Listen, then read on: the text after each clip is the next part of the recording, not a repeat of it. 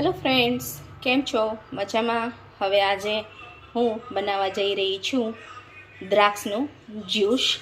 સૈજોરાના જયેન્દ્ર કહેવાનું તો ભૂલી જ જવાય છે.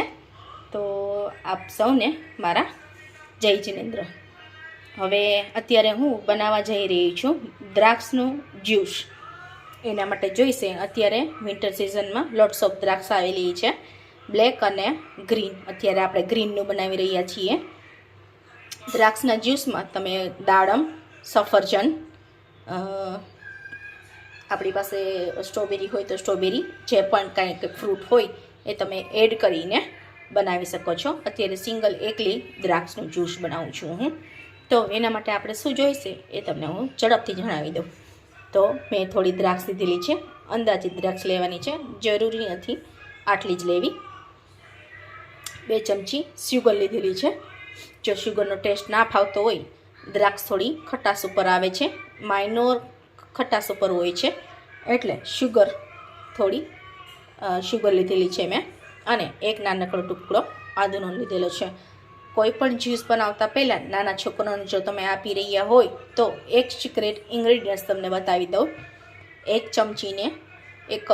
સ્ટીલની ચમચી લેવી, ગેસ સ્ટવ ચાલુ કરવો, એને ધીમે તાપે ગેસ સ્ટવ રાખવો અને 1 કે 2 મિનિટ એને જરા સ્પૂનને ગરમ થવા દેવી.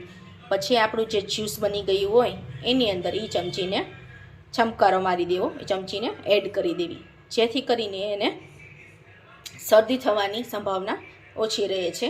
આ રીતે આ સિક્રેટ ઇન્ગ્રીડિયન્ટ્સ જો તમે યુઝ કરશો, સિક્રેટ ટિપ્સ જે તમને મેં આપી છે એ તમે જરૂરથી નાના બચ્ચા માટે યુઝ કરશો તો જરૂરથી મને કહેજો કે એનું તમને ફાયદો કેવી રીતે થયો અને કેવો થયો. તો આની અંદર અત્યારે હું આદુ એડ કરું છું. એના માટે એ ટિપ્સ યુઝ નથી કરતી હમણાં. જ્યારે કરીશ ત્યારે નેક્સ્ટ વિડીયોમાં જરૂરથી બતાવીશ કે કઈ રીતે કરવું એને. હવે આને બધું જ મિક્સ કરીને મિક્સર ગ્રાઇન્ડરમાં, આપણી પાસે જ્યુસર હોય તો જ્યુસરમાં અથવા તો મિક્સરના જ્યુસર કપમાં તમે બનાવી શકો છો.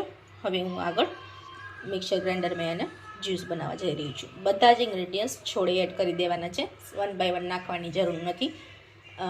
ધીમા ધીમે 1 વખત 2 વખત 3 વખત સ્લો એવી રીતે આપણી ચકરીને ફેરવતું જવાનું, એક સાથે મૂકીને ફાસ એને ચન ના થવા દેવું. હવે એને હું જ્યુસ બનાવું છું. હવે આગળ જ્યુસ કેવી રીતે બને છે એ જણાવું છું તમને. સો ફ્રેન્ડ્સ, આપણું યમી અને ટેમ્પિંગ જ્યુસ તૈયાર છે. મેં જ્યુસર કપમાં ચન કર્યું હતું. જો પાણી નાખવાની જરૂર લાગતી હોય, થોડુંક ઘાટું કોઈને ન ભાવતું હોય તો થોડું પાણી એની અંદર હાફ ગ્લાસ તમે એડ કરી શકો છો. અને જો તમને આટલું ઘાટું જ ગમતું હોય, લિક્વિડ ટાઈપમાં જે ભાવતું હોય તો તમે એમ પણ આમનામ પણ રાખી શકો છો. કેમ કે દ્રાક્ષની પાણીવાળું ફ્રૂટ છે એટલે બહુ પાણી નાખવાની એની અંદર જરૂર નથી. ગળણીની મદદથી મેં ગાળી લીધું છે. આપ જોઈ શકો છો આવી રીતે ગળણીની મદદથી ગાળી લેવું. અને ગાળ્યા પછી આવી રીતે ગ્લાસમાં મેં ભરી લીધું છે. અને હા, એક વસ્તુ એ તમને જણાવી દઉં કે આવી રીતે દ્રાક્ષના આવી રીતે નાના એકદમ બાઇટ કરી નાખવાના છે. આપ જોઈ શકો છો. એ બાઇટને આની અંદર તમારે એડ કરવાના છે. 5 થી 7 નંગ તમે આની અંદર એડ કરવાના છે. એટલે વચ્ચે એક સીપમાં આવી રીતે એક બાઇટ આવતું રહેશે.